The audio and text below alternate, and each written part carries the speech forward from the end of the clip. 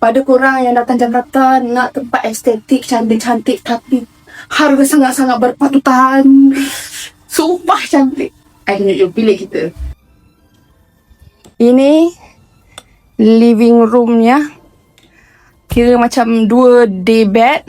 Dan kita ada macam kitchen, mini kitchen. It's the whole living room. Lihat itu.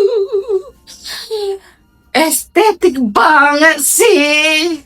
Nanti dulu. Karena kita ada bedroom. Ya ampun. Cantiknya Tuhan. So, kalau korang nak datang Jakarta, jangan pergi tempat lain lah. Korang duduklah kat sini. Nanti saya bagi sertakan semua harga-harga ni buat sini, okay? That's